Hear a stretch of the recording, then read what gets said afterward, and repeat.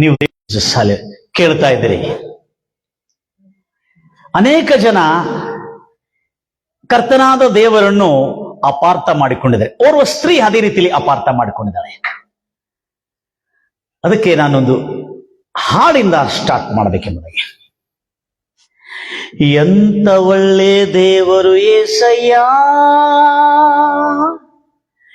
ಎಂತ ಒಳ್ಳೆ ದೇವರು ಏಸಯ್ಯ, ಚಿಂತೆಯೆಲ್ಲ ತೀರಿತಯ್ಯ ನಿನ ಸೇರಲು. ಎಂತ ಒಳ್ಳೆ ದೇವರು ಏಸಯ್ಯ, ನನ್ನ ಚಿಂತೆಯೆಲ್ಲ ತೀರಿತಯ್ಯ ನಿನ ಸೇರಲು. ಎಂತ ಒಳ್ಳೆ ದೇವರು ಏಸಯ್ಯ.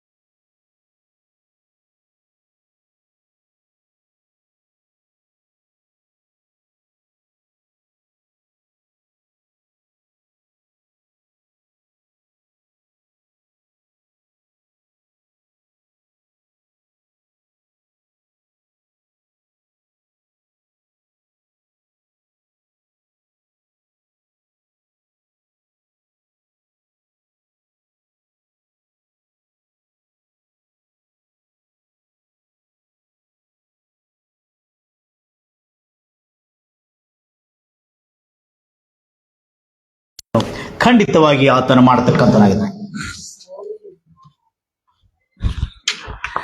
ಈಗ ಒಂದು ವಿಚಿತ್ರವಾದಂತಹ ಘಟನೆ ನಿಮ್ಮ ಗಮನಕ್ಕೆ ತರಬೇಕು. ನಾನು ಓರ್ವ ಸ್ತ್ರೀ ದೇವರು ನನಗೆ ಅನ್ಯಾಯವನ್ನು ಮಾಡಿದನೆಂಬುದಾಗಿ ದೇವರನ್ನು ಅಪಾರ್ಥ ಮಾಡಿಕೊಂಡಿರತಕ್ಕಂಥ, ಕರ್ತನಾದ ಯೇಸು ಕ್ರಿಸ್ತನ ಕರುಣೆಯನ್ನು ಅಪಾರ್ಥ ಮಾಡಿಕೊಂಡಿರತಕ್ಕಂಥ ಓರ್ವ ಸ್ತ್ರೀ ಅಷ್ಟೇ ಅಲ್ಲದೆ ಅನೇಕ ಜನರು ಈ ಅಪಾರ್ಥದಲ್ಲಿದ್ದಾರೆ ಎಂಬುದಾಗಿ ನನಗೆ ಗೊತ್ತಿದೆ. ಎಲ್ಲರೂ ಕೇಳಿಸ್ಕೋತೀರಿ ನನ್ನ ಪ್ರಿಯ ಸಹೋದರಿ. ಎಷ್ಟು ಆಸಕ್ತಿಯಿಂದ ನೀವು ದೇವರ ವಾಕ್ಯವನ್ನು ಕೇಳ್ತಾ ಇದ್ರಿ. ಹಲ್ಲೆಲೂಯಾ. ಎಷ್ಟು ಆಸಕ್ತಿಯಿಂದ ನೀವು ದೇವರ ವಾಕ್ಯವನ್ನು ಕೇಳ್ತಾ ಇದ್ರಿ. ನನಗೆ ಗೊತ್ತಿದೆ ನೀವೆಲ್ಲರೂ ಬಹಳ ಅದ್ಭುತವಾದಂತಹ ಸಂದೇಶಗಳು ಅನೇಕ ಸಮಯಗಳಲ್ಲಿ ನೀವು ಕೇಳಿಕೊಂಡಿದ್ರಿ.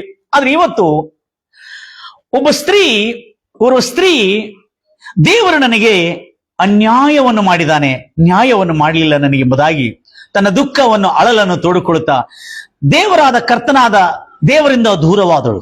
ನಾನು ಹೇಳಿದೆ ಆ ಸಮಯದಲ್ಲಿ ನನ್ನ ಪ್ರಿಯ ಸಹೋದರರೇ, ಬಹಳ ಜಾಗೃತಿಯಿಂದ ಕೇಳ್ಕೋತೀರಿ ಈ ಮಾತನ್ನು. ಅದ್ಭುತವಾದಂಥ ದೇವರಾತನು ಕರ್ತನಾದ ಯೇಸು ಯಾಕೆ ಅಪಾರ್ಥ ಮಾಡಿಕೊಂಡಿದಳು ಎಂಬ ಕಾರ್ಯವನ್ನು ನಿಮಗೆ ತಿಳಿಸ್ಬೇಕು ನಾನು. ಯಾಕೆ ಅಂದ್ರೆ, ಕಮಾನ್ ಗೈಸ್, ಸ್ತೋತ್ರ ಕರ್ತನೆ. Thank you father. ಎಷ್ಟು ಸಂತೋಷ ಕರ್ತನೆ. ರಾಜ, ನಿನ್ನ ನಾಮಕ್ಕೆ ಮಹಿಮೆಯುಂಟಾಗಲಿ ಕರ್ತನೆ. ಕೃಪಾ ಸಂಪೂರ್ಣ ದೇವರೇ, ನಿನಗೆ ವಂದನೆಗಳು ರಾಜ. ಹೌದು ಮಹೋನ್ನತನೆ. ಯಾಕೆ ಮಿಸ್ಅಂಡರ್ಸ್ಟ್ಯಾಂಡಿಂಗ್ ಮಾಡಿಕೊಂಡಿದ್ದಲ್ಲ ಅಂದ್ರೆ ಆಶ್ಚರ್ಯವಾಗ್ತೀನಿ ನೀವು. ಯಾಕಂದ್ರೆ ನಮ್ಮ ಅಮಾಯಕ ಬೋಧಕರು, ಶಿಕ್ಷಣ ಇಲ್ಲದಂತ ಕೆಲವ ಬೋಧಕರು, ಕೆಲವು ಅಧಿಕ ಪ್ರಸಂಗಿಗಳು ಮಾಡಿರ್ತಕ್ಕಂಥ ತಪ್ಪು ಉಪದೇಶಗಳ ನಿಮಿತ್ತ ಈ ಒಂದು ಸ್ತ್ರೀ ದೇವರನ್ನು ಅಪಾರ್ಥ ಮಾಡಿಕೊಂಡಿದ್ಲು. ಬಹಳ ವಿಚಿತ್ರವಾದಂಥ ಘಟನೆ ಇದು. ನಾನು ಕೆಲವು ದಿವಸಗಳಿಂದ ಕಾಸ್ಟಿಂಗ್ ಮಾಡ್ಲಿಕ್ಕೆ ನೋಡ್ತಾ ಇದ್ದೇನೆ. ಇದು ಕಾಸ್ಟಿಂಗ್ ಆಗ್ತಾ ಇಲ್ಲ, ಯಾಕಂದ್ರೆ ಇದರಲ್ಲಿ ಬಹಳ ಸತ್ಯ ಇದೆ. ದೇವರು ನನಗೆ ಅನ್ಯಾಯ ಮಾಡಿದ್ದಾನೆ ಎಂಬ ಅಪಾರ್ಥ ಮಾಡಿಕೊಂಡಿರೋ ಒಂದು ಸ್ತ್ರೀ. ಯಾಕಂದ್ರೆ ಅವಳು ಅಪಾರ್ಥ ಮಾಡಿಕೊಳ್ಳಿಕ್ಕೂ ಬಹಳ ದೊಡ್ಡ ಕಾರಣ ಇದೆ. ಅವಳು ಈ ರೀತಿಯಲ್ಲಿ ಯಾಕೆ ಏನಾಯ್ತಮ್ಮ ಅಂತ ಕೇಳಿದ ಕೂಡಲೇ ಅವಳು ಒಂದು ಮಾತು ಹೇಳಿದ್ರು. ನನಗೆ ಬಹಳ ಪ್ರಿಯವಾದಂತ ಒಂದು ಬೆಕ್ಕು ನನ್ನ ಮನೆಯಲ್ಲಿ ನಾನು ಸಾಕ್ತಾ ಇದ್ದೆ. ಆ ಬೆಕ್ಕು ಬಹಳ ಪ್ರೀತಿಯಿಂದ ನಾನು ಸಾಕ್ತಾ ಇದ್ದೆ. ಯಾಕೆಂದ್ರೆ ನನ್ನ ಮಕ್ಕಳು, ನನ್ನ ಇಬ್ಬರು ಮಕ್ಕಳು, ಅವರು ಕಾಲೇಜಿಂದ ಬಂದ ಕೂಡಲೇ ಅವ್ರು ಯಾರು ನನ್ನ ಜೊತೆಯಲ್ಲಿ ಮಾತಾಡಲ್ಲ. ಯಾಕೆಂದ್ರೆ ಅವರು ಯಾರು ನನ್ನ ಜೊತೆಯಲ್ಲಿ ಮಾತಾಡಲ್ಲ. ಕಾರಣ ಏನಂದ್ರೆ ಅವರು ಮನೆಯಲ್ಲಿ ಬಂದು ಊಟ ಮಾಡ್ತಾರೆ, ಊಟ ಮಾಡುವಾಗ ಮೊಬೈಲ್ ನೋಡ್ಕೋತಾ ಊಟ ಮಾಡ್ತಾರೆ, ಮೊಬೈಲ್ ನೋಡ್ತಾ ಊಟ ಮಾಡ್ಕೋತಾರೆ. ಅವಾಗ ಆ ತಾಯಿ ಈ ಮಕ್ಕಳು ಮಾತಾಡಿದ್ರು ಮಾತಾಡಿಸೋದಿಲ್ಲ, ಏನ್ ಮಾತಾಡಿದ್ರು ಸಿಟ್ಟು ಪಡ್ತಾ ಇರ್ತಾರೆ, ಬಹಳ ರೇಗುತ್ತಾ ಇರ್ತಾರೆ. ಯಾಕೆ ಹೀಗೆಂಬುದಾಗಿ ಹೇಳ್ಕೊಂಡು ಅವಳು ಅಂದಿನಿಂದ ಸ್ವಲ್ಪ ಒಂಟಿತನವನ್ನು ಅನುಭವಿಸ್ತಾರೆ. ಅದೇ ರೀತಿಯಲ್ಲಿ ಅವರ ಮನೆ ಯಜಮಾನರು ಕೂಡ ಕೆಲಸಕ್ಕೆ ಹೋಗಿ ಬಂದು ಕೂಡಲೇ ತಿನ್ನೋದು, ಟಿವಿ ನೋಡ್ತಾ ಇದ್ದು ಮಲ್ಬಿಡೋದು. ಆತನು ಕೂಡ ಹೆಚ್ಚಾಗಿ ಮಾತಾಡಲ್ಲ. ಆದ್ರೆ ಈ ಸ್ತ್ರೀ ತನ್ನ ಕಡೆ ಇರತಕ್ಕಂಥ ಬೆಕ್ಕು, ಆ ಬೆಕ್ಕಿನ ಮರಿ ಬಹಳ ಪ್ರೀತಿಯಿಂದ ಸಾಕ್ತಾ ಇಲ್ಲ. ಯಾಕಂದ್ರೆ ಆ ಬೆಕ್ಕು ಅವಳ ಒಂಟಿತನದಲ್ಲಿ ಜೊತೆಯಾಗಿದ್ದು, ಆ ಬೆಕ್ಕು ಅವಳಿಗೆ ಬಹಳ ಆಧಾರವಾಗಿತ್ತು. ಆ ಬೆಕ್ಕು ಎಂಬ ಒಂದು ಪಶು ಪ್ರಾಣಿ ಅದು ಆಧಾರವಾಗಿತ್ತು. ಆ ಬೆಕ್ಕನ್ನು ಬಹಳಷ್ಟು ಪ್ರೀತಿಸ್ತಾ ಇಲ್ಲ. ಯಾಕಂದ್ರೆ ಮನೆ ಒಳಗೆ ಬಂದ ಕೂಡಲೇ ಆ ಬೆಕ್ಕು ಆ ಯಜಮಾನ್ರ ಹತ್ರ, ಆ ಸ್ತ್ರೀ ಹತ್ರ ಮಾತಾಡ್ತಿತ್ತು. ಏನಂತ ಹೇಳಿ, ಮಾವು ಮಾವು ಮಾವು ಅಂತ ಮಾತಾಡಿಸ್ಕೊಳ್ಳಿ. ಪಾಪ ಆ ಸ್ತ್ರೀ, ಅಯ್ಯೋ ಬೆಕ್ಕೆ ನಿನಗೆ ಹಸುವಾಗಿದೆಯಾ, ಓ ನಾನೀಗ ಹಾಲು ಕೊಡ್ತೀನಿ ಅಂತ ಹೇಳಿ ಆ ಬೆಕ್ಕನ ಜೊತೆಯಲ್ಲಿ ಮಾತಾಡ್ತಾ ಇದ್ದ. ಆ ಬೆಕ್ಕು ತನ್ನ ಕಾಲಿಗೆ ಅಂಟಿಕೊಂಡು ಹೀಗೆ ಸವರಿಸ್ತಿರುವಾಗ ಅವಳಿಗೆ ಎಷ್ಟೋ ಆನಂದ ಆಗ್ತಿತ್ತು. ಹೌದಲ್ಲ, ಈ ಬೆಕ್ಕು ನನ್ನ ಜೊತೆಯಲ್ಲಿ ಇದೆಯಲ್ಲ. ಆ ಬೆಕ್ಕು ತನ್ನ ಬಾಲದಿಂದ ಬಂದು ಅವಳನ್ನು ಟಚ್ ಮಾಡಿ ಕೇಳ್ತಾ ಇರ್ತಿತ್ತು, ಅಯ್ಯೋ ನನಗೆ ಹಸುವಾಗಿದೆ ಎಂಬುದಾಗಿ ಅದು ಕೂತಾ ಇರುವಾಗ ಆ ಸ್ತ್ರೀ ಆ ಬೆಕ್ಕಿನ ಹಸುವನ್ನು ತಿಳಿದುಕೊಂಡು ಆ ಬೆಕ್ಕು ಜೊತೆಯಲ್ಲಿ ಮಾತಾಡ್ತಾ ಆ ಬೆಕ್ಕನ್ನು ಸಂತೈಸ್ತಾ ಇದ್ಲು. ಅದಕ್ಕೆ ಬೇಕಾಗಿರತಕ್ಕಂಥ ಆಹಾರವನ್ನು ಅನುಗ್ರಹಿಸ್ತಾ ಇದ್ಲು. ಆದ್ರೆ ನನ್ನ ಪ್ರಿಯ ಸಹೋದರಿ, ಈ ವಿಷಯವನ್ನು ನೀವು ಬಹಳ ಜಾಗ್ರತೆಯಿಂದ ಗಮನಿಸಿದ್ರಿ. ಯಾಕಂದ್ರೆ ಬಹಳ ಸತ್ಯದಿಂದ ನಾವು ವಂಚಿತರಾಗಬಾರದು ಅನ್ನೋದೇ ನನ್ನ ಕಳಕಳಿಯ ವಿನಂತಿ. Praise Lord Jesus, hallelujah. ಆವಾಗ ಏನಾಯ್ತು, ಆ ಸಮಯದಲ್ಲಿ ಇವಳು ಆ ರೀತಿಯಾದಂತ ಸಂಕಷ್ಟಗಳನ್ನು ಅವರು ಎದುರು ನೋಡ್ತಾ ಇರುವಾಗ ಅವಳು ಒಂದ್ ದಿವಸ ಆ ಬೆಕ್ಕ ಮೇಲೆ ಇಷ್ಟು ಪ್ರೀತಿ ಇತ್ತು ಅವಳಿಗೆ, ತನ್ನ ಒಂಟಿತನದಲ್ಲಿ ಅವಳು ಯಾವತ್ತೂ ಆ ಬೆಕ್ಕಿನ ಜೊತೆ ಮಾತಾಡ್ತಾ, ಆ ಬೆಕ್ಕಿನ ಜೊತೆ ಸಂಪರ್ಕದಲ್ಲಿ ಇಟ್ಕೊಂಡು ಅವಳು ಸಮಯವನ್ನು ಕಳೀತಾ ಇದ್ಲು. ಆದ್ರೆ ಯಾವಾಗ ಆ ಬೆಕ್ಕಿಗೆ ದೊಡ್ಡ ಆಕ್ಸಿಡೆಂಟ್ ಆಗಿ ಆ ಬೆಕ್ಕು ಸತ್ತೋತು ಅಂತ ಕೇಳಿದ್ಲು, ಆವತ್ತಿಂದ ದೇವರು ನನಗೆ ಅನ್ಯಾಯ ಮಾಡಿದ್ದಾನೆ, ದೇವರು ನನಗೆ ಅನ್ಯಾಯ ಮಾಡಿದ್ದಾನೆ, ದೇವರು ಎಂತ ಅನ್ಯಾಯ ಮಾಡಿಬಿಟ್ಟಿದ್ದಾನೆ, ನನಗೆ ಬಹಳ ದೊಡ್ಡ ಅನ್ಯಾಯ ಮಾಡಿದ್ದಾನೆ ಎಂಬುದಾಗಿ ಹೇಳ್ಕೊಂಡು ಅವಳು ದೇವರು ಅನ್ಯಾಯ ಮಾಡಿದಾನೆ, ದೇವರು ನನಗೆ ಅನ್ಯಾಯ ಮಾಡಿದಾನೆ ಎಂಬುದಾಗಿ ಹೇಳ್ಕೊಳ್ತಾ ಅವಳು ದೇವರ ಮೇಲೆ ಅಪಾರ್ಥ ಮಾಡಿಕೊಂಡಳು. Price Lord Jesus. ನನ್ನ ಪ್ರಿಯ ಸಹೋದರಿ, ಆವಾಗ ನನ್ನ ಹತ್ರ ಈ ಮಾತು ಬಂತು. ನಾನು ಕೇಳಿದೆ, ಯಾಕಮ್ಮ ನೀನು ಪ್ರಾರ್ಥನೆಗೆ ಬರಲಿಲ್ಲ, ಚರ್ಚ್ಗೆ ಬರಲಿಲ್ಲ, ಪ್ರೇಯರ್ ಬರಲಿಲ್ಲ? ಇಲ್ಲ, ನಂಗೆ ದೇವ್ರ ಮೇಲೆ ಬಹಳ ಬೇಸರವಾಯ್ತು, ಯಾಕಂದ್ರೆ ದೇವ್ರು ನನಗೆ ಅನ್ಯಾಯ ಮಾಡಿದಾನೆ. ಏನ್ ಮಾಡಿದಾನೆ? ಅನ್ಯಾಯ. ದೇವ್ರು ನನಗೆ ಅನ್ಯಾಯ ಮಾಡಿದಾನೆ, ಅದಕ್ಕೆ ನಾನು ಬರಲ್ಲ ಪ್ರೇಯರ್ಗೆ, ಪ್ರಾರ್ಥನೆ ಮಾಡಲ್ಲ ಅಂತ ಹೇಳಿದೆ. ಅವಾಗ ನಾನು ಅವಳಿಗೆ ತಿಳಿಸಿದೆ, ಬಹಳಷ್ಟು ಮಾತುಗಳನ್ನು ತಿಳಿಸಿದೆ. ಅದರಲ್ಲಿ ಕೆಲವೊಂದು ಕಾರ್ಯಗಳು ನಿಮ್ಮ ಗಮನಕ್ಕೆ ತರಲಿಕ್ಕೆ ನಾನು ಪ್ರಯತ್ನ ಮಾಡ್ತೇನೆ. ಗಂಭೀರವಾಗಿ ಹೇಳ್ತಿರಲ್ವ, ಬಹಳಷ್ಟು ಮಾತುಗಳನ್ನು ತಿಳಿಸಿದ್ದಾರೆ. ಆ ಸಮಯದಲ್ಲಿ ದೇವರು ನನಗೆ ಅನ್ಯಾಯ ಮಾಡಿದ್ರೆ, ಏನ್ ಅನ್ಯಾಯ ಮಾಡಿದ್ರಮ್ಮ ಅಂತ ತಿಳಿದುಕೊಳ್ಳಿ, ನನ್ನ ಬೆಕ್ಕು ಸತ್ತೋತು, ಯಾಕಂದ್ರೆ ದೇವರು ನನ್ನ ಬೆಕ್ಕನ್ನು ತೆಗೆದುಕೊಂಡು ನನಗೆ ಅನ್ಯಾಯ ಮಾಡಿದ್ದಾರೆ ಎಂಬುದಾಗಿ. ಆಗ ನಾನು ಅವಳಿಗೆ ಹೇಳಿದೆ, ನಿನಗೆ ಯಾರು ಹೇಳಿದ್ರು ದೇವರು ನಿನಗೆ ಅನ್ಯಾಯ ಮಾಡಿದಾನೆ? ಯಾಕೆ ಹೇಳ್ತೆ? ಇಲ್ಲ, ದೇವರು ನನ್ನ ಬೆಕ್ಕನ್ನು ಕಸಿದುಕೊಂಡು ಬಿಟ್ನಲ್ಲ, ಸತ್ತೋತಲ್ಲ ಅಂತ ಹೇಳಿದ. ನಿನಗೆ ಯಾರು ಹೇಳಿದ್ರು ನಿನ್ನ ಬೆಕ್ಕನ್ನು ದೇವರು ಕಸಿದುಕೊಂಡನು, ದೇವರು ಕೊಂದು ಹಾಕಿದನಂತ ಯಾರು ಹೇಳಿದ್ರು ನಿನಗೆ? ನಾನು ಬಹಳ ಸಾರಿ ಕೆಲವ ಪ್ರಸಂಗಿಗಳು ಪ್ರಸಂಗ ಮಾಡ್ತಿರುವಾಗ, ಬೋಧಿಸಿರುವಾಗ ಕೇಳಿದೆ. ನಾನು ಏನಂತ ಕೇಳಿದೆ ಮತ್ತೆ, ದೇವರಕ್ಕಿಂತ ಹೆಚ್ಚಾಗಿ, ಕರ್ತನಾದ ಸೃಷ್ಟಿಕರ್ತನಾದ ಯೇಸು ಕ್ರಿಸ್ತನಕ್ಕಿಂತ ಹೆಚ್ಚಾಗಿ ನೀನು ಯಾವುದನ್ನು ಪ್ರೀತಿ ಮಾಡಿದರೆ ಅವುದನ್ನು ದೇವರು ಕಸಿದುಕೊಳ್ಳುತ್ತಾನೆ. ಅದಕ್ಕೆ ದೇವರಿಗೆ ಕೊಡತಕ್ಕಂಥ ಪ್ರೀತಿ ನೀವು ಯಾವ ವಸ್ತುಗಳಿಗೆ, ಯಾವ ಪಶು ಪ್ರಾಣಿಗಳಿಗೆ, ಯಾವ ವ್ಯಕ್ತಿಗಳಿಗೆ ನೀವು ಕೊಡಬಾರದು, ಅದು ದೇವರಿಗೆ ಕೊಡಬೇಕು.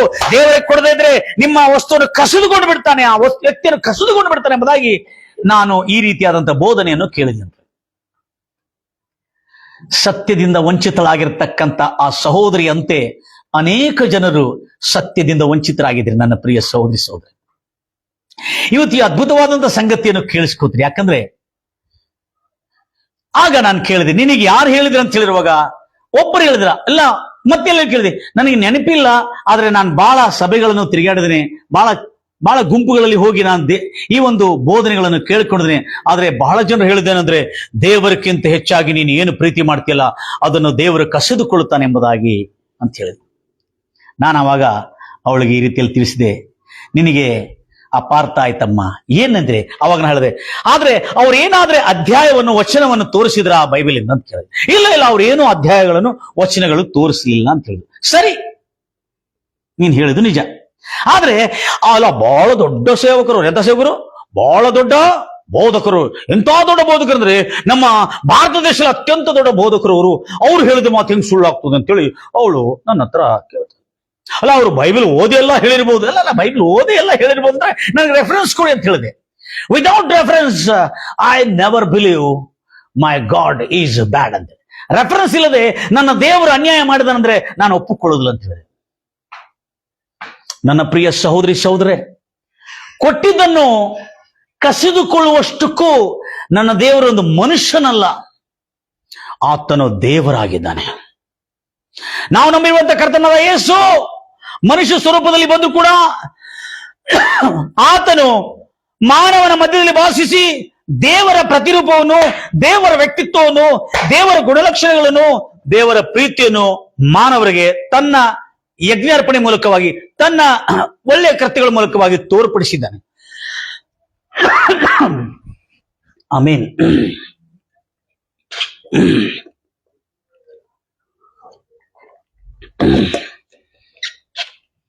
ಕರ್ತನ ನಾಮಕ್ಕೆ ಮಹಿಮೆ ಉಂಟಾಗಲಿ. ನನ್ನ ಪ್ರಿಯ ಸಹೋದರಿ ಸಹೋದರೇ, ಇವತ್ತು ನಾನು ವಚನಗಳು ತೋರಿಸ್ಲಿಕ್ಕೆ ಬಯಸ್ತಾ ಇದ್ದೇನೆ. ದೇವರು ಕೊಟ್ಟಿದ್ದನ್ನು ಕಸಿದುಕೊಳ್ಳುವುದಿಲ್ಲ ಅಂದ್ರೆ ಇದನ್ನೇ ಇನ್ನೊಂದು ಕಡೆ ನಡೆದಿದೆ.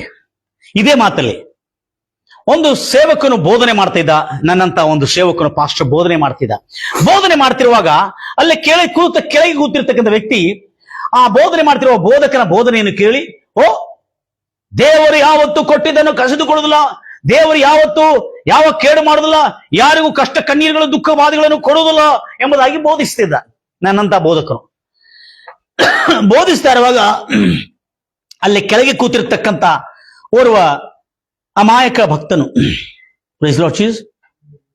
ಅದು ಹೆಂಗೆ ಹೇಳ್ತೀರಿ ನೀವು? ದೇವರು ಕಷ್ಟ ಕೊಡುದಿಲ್ಲ, ದೇವರು ಕೇಡು ಕೊಡುದಿಲ್ಲ, ದೇವರು ಕಣ್ಣೀರು ಬರುವಂತೆ ಮಾಡುದಿಲ್ಲ, ದೇವರು ಇದು ಮಾಡುದಿಲ್ಲ, ಅದು ಮಾಡುದಿಲ್ಲ, ನೀವು ಹೆಂಗೆ ಹೇಳ್ತೀರಿ ನೀವು? ದೇವರು ಕಷ್ಟ ಕೊಡ್ಬೇಕು ಜನರಿಗೆ, ದೇವರು ತೊಂದರೆ ಕೊಡ್ಬೇಕು ಜನರಿಗೆ, ದೇವರಿಗೂ ಶಿಕ್ಷೆ ಮಾಡಬೇಕು ಜನರಿಗೆ, ಅವಾಗಾದ್ರೆ ಜನರು ದಾರಿಗೆ ಬರ್ತಾರಲ್ಲ, ದಾರಿಗೆ ಬರೋದಿಲ್ಲ ಅಂತೇಳಿ ಕೆಳಗೆ ಕೂತಿರ್ತಕ್ಕಂಥ ಒಂದು ಅಮಾಯಕ ಭಕ್ತನು ಬೋಧಿಸ್ತಿರ್ತಕ್ಕಂಥ ಸೇವಕನನ್ನು ತರಾಟೆಗೆ ತೆಗುತ್ತಾನೆ. ಬಹಳ ಇಂಟ್ರೆಸ್ಟಿಂಗ್ ಇದೆ ಸ್ಟೋರೀಸ್ ಎಲ್ಲ. ತೆಗೆದುಕೊಂಡಿರುವಾಗ ಆ ಸೇವಕನು ಉತ್ತರ ಕೊಡ್ತಾನೆ. ಎಲ್ಲಿ ಕೇಳಿದೆಯಪ್ಪ ನೀನು ಅಂತ ಕೇಳ್ತಾನೆ. ಎಲ್ಲಿ ಕೇಳಿದೆ? ಎರಡು ಇನ್ಸಿಡೆಂಟ್ ಇದು, ಎರಡು ಘಟನೆಗಳಿದೆ. ಎರಡು ಘಟನೆಗಳನ್ನು ಕೂಡಿಸಿ ನಿಮಗೆ ತಿಳಿಸ್ತಾ ಇದ್ದೀನಿ. ದೇವರು ಕೊಟ್ಟಿದ್ದನ್ನು ಕಸಿದುಕೊಳ್ಳುವುದಿಲ್ಲ, ದೇವರು ಹಲ್ಲೆಲೂಯಾ ಒಳ್ಳೆಯದನ್ನು ಮಾಡ್ತಾನೆ ಹೊರತು ಆತನ ಕೆಟ್ಟದನ್ನು ಮಾಡುವುದಿಲ್ಲ ಅನ್ನತಕ್ಕಂಥ ಸತ್ಯವು ಆತನ ಗೊತ್ತಿದೆ.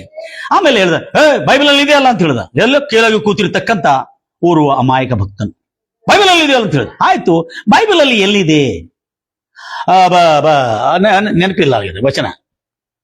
ಆ ಯೋಬು ಪುಸ್ತಕದಲ್ಲಿ ಇದೆಲ್ಲ, ದೇವರೇ ಕೊಟ್ಟನು, ದೇವರೇ ಕಸಿದುಕೊಂಡನು,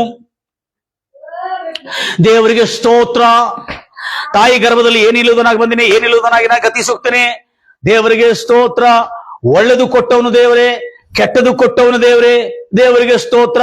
ಇವೆಲ್ಲವುಗಳಲ್ಲಿ ಯೋಬನು ಯಾವ ತಪ್ಪು, ಯಾವ ಪಾಪ, ದೇವರ ಮೇಲೆ ಯಾವ ಅಪಾದನೆಯನ್ನು ಮಾಡಲಿಲ್ಲ ಅಂತೇಳಿ ಬರೆಯಲ್ಪಟ್ಟಿದೆಯಲ್ಲ ಅಂತೇಳಿ ಆ ಮನುಷ್ಯ ಹೇಳಿದ. ನಾ ಹೇಳಿದೆ, ಯೋಬನ ಪುಸ್ತಕದಲ್ಲಿ ಬರೆಯಲ್ಪಟ್ಟಿದೆ. ಹೌದು, ನಾನು ವಚನ ಎಲ್ಲ ಹೇಳ್ತೇನೆ. ಈ ಯೋಬನ ಪುಸ್ತಕದಲ್ಲಿ ಬರೆಯಲ್ಪಟ್ಟಿದ್ದ ಮಾತು ಯಾರು ಹೇಳಿದ್ರು ಅಂತ ಕೇಳಿದ. ಯಾರು ಹೇಳಿದ್ರು? ಬೈಬಲ್ ಅಲ್ಲಿ ಇದೆಯಲ್ಲ, ದೇವ್ರು ಹೇಳಿದ್ದಲ್ಲ ಅಂತ ಹೇಳಿದ. ಏನ್ ಹೇಳಿದ? ದೇವ್ರ ಜಪಣೆ. ದೇವ್ರು ಹೇಳಿದ, ಯಾರು ಹೇಳಿದ ಅದು ಕೇಳ್ಕೊ, ಸರಿಯಾಗಿ ನೋಡು ಅಂತ ಹೇಳಿದ. ವಚನ ತೆಗೆದು ಓದಿಸಿದ್ದೀನಿ ನಾನು. ಆಗ ಇದು ದೇವ್ರು ಹೇಳಿದ್ದಲ್ಲ, ಯೋಬನು ತನಗೆ ಬಂದಿರುವ ಸಂಕಟದಲ್ಲಿ ಆತನಿಗೆ ಗೊತ್ತಿಲ್ಲದೆ ನುಡಿದಿರತಕ್ಕಂತ ನುಡಿ ಅದು. ದೇವರೇ ಕೊಡ್ತಾನೆ, ದೇವರೇ ಕಸಿದುಕೊಳ್ಳುತ್ತಾನನ್ನತಕ್ಕಂತ ಮಿಸ್ಅಂಡರ್ಸ್ಟ್ಯಾಂಡಿಂಗ್, ಅಪಾರ್ಥ ಆತನು ದೇವರನ್ನು ಮಾಡಿಕೊಂಡಿರೋದ್ರಿಂದ ಆತನು ದೇವರೇ ಕೊಟ್ಟನು, ದೇವರೇ ತೆಗೆದುಕೊಂಡನು ಅಂತ ಹೇಳಿದ. ಆದ್ರೆ ದೇವ್ರು ಹೇಳಿದನ, ನಾನು ಕೊಟ್ಟಿದ್ದು ನಾನು ಕಸಿದುಕೊಂಡೆ ಅಂತೇಳಿ ಎಲ್ಲಾರ ಬೈಬಲ್ ಅದೇ ಗ್ರಂಥದಲ್ಲಿ ಎಲ್ಲರೂ ಹೇಳಿದನ? ನಂಗೆ ಗೊತ್ತಿಲ್ಲದಿಲ್ಲ. ಹಾಗಾದ್ರೆ ಕೇಳ್ಕೊ, ಈಗ ದೇವರು ಕೊಟ್ಟಿದ್ದನ್ನು ಯಾವತ್ತಿಗೂ ಕಸಿದುಕೊಳ್ಳುವುದಿಲ್ಲ. ಹೊಸ ಒಡಂಬಡಿಕೆಯಲ್ಲಿ ಕೂಡ ಇದೆ, ಹಳೆಯ ಒಡಂಬಡಿಕೆಯಲ್ಲಿ ಕೂಡ ಇದೆ. Praise the Lord Jesus. ಅದು ಎಲ್ಲಿದೆ? ದೇವರು ಕೊಡ್ತಾನೆ ಹೊರತು ಆತ ನಮ್ಮಿಂದ ಕಸಿದುಕೊಳ್ಳುವುದಿಲ್ಲ. ನಾವು ಕಳ್ಕೊಳ್ತೇವೆ. ದೇವರು ಕೊಟ್ಟಿದ್ದನ್ನು, ದೇವರು ಕೊಟ್ಟಿದ್ದ ಬಂಗಾರು, ಬೆಳ್ಳಿ, ನಾಣ್ಯಗಳು, ಮಾನ, ಮರ್ಯಾದೆ, ದೇವರು ಕೊಟ್ಟಿರುವ ಅದನ್ನೆಲ್ಲ ನಾವು ನಮ್ಮ ಪಾಪ, ನಮ್ಮ ದ್ರೋಹ, ನಮ್ಮ ಅಪರಾಧಗಳಿಂದ ನಾವು ಕಳ್ಕೊಳ್ತೇವೆ ಹೊರತು ದೇವರು ಕಸಿದುಕೊಳ್ಳುವುದಿಲ್ಲ ಅನ್ನತಕ್ಕಂಥ ಸತ್ಯ ನಿಮಗೆ ಗೊತ್ತಿರಬೇಕು. Praise Lord Jesus. ಡೋರ್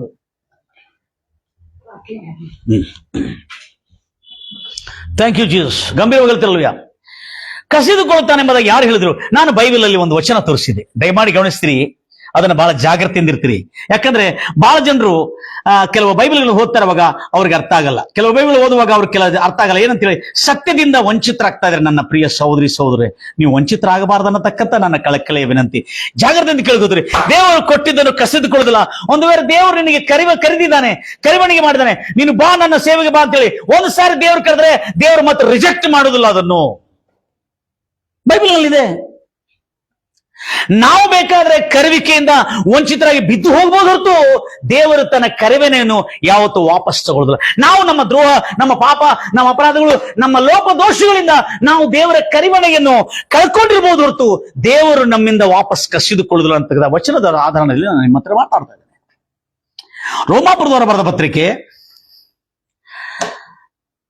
11ನೇ ಅಧ್ಯಾಯ 29ನೇ ವಚನ. ದಯಮಾಡಿ ಅವುಗಳನ್ನು ಸರಿಯಾಗಿ ನಿಮ್ಮ ಬೈಬಲ್ ನಲ್ಲಿ ಓದ್ಕೊಳ್ತೀರಿ. ನಾನು ಅದರ ಅರ್ಥವನ್ನು ಹೇಳ್ತಕ್ಕಂದ್ರೆ ಇದನ್ನು ಕನ್ನಡ ಬೈಬಲ್ ಮತ್ತು ತೆಲುಗು ಬೈಬಲ್ ನಲ್ಲಿ ಸ್ವಲ್ಪ ಅಪಾರ್ಥ ಮಾಡಿಕೊಂಡಿದೆ. ಯಾಕಂದ್ರೆ ಅವ್ರು ಅರ್ಥ ಆಗಬೇಕೆಂಬುದಾಗಿ ಬರೆದಿರತಕ್ಕಂಥ ಸತ್ಯವನ್ನು ಅಪಾರ್ಥ ಮಾಡಿಕೊಂಡಿದ್ದ ಕುರಿತು ನಾವು ಇವತ್ತು ಸ್ವಲ್ಪ ನಮ್ಮನ್ನು ಆ ವಾಕ್ಯದಲ್ಲಿ ದೇವರು ಕೊಟ್ಟಿದ್ದನ್ನು ಕಸಿದುಕೊಳ್ಳೋದಿಲ್ಲ.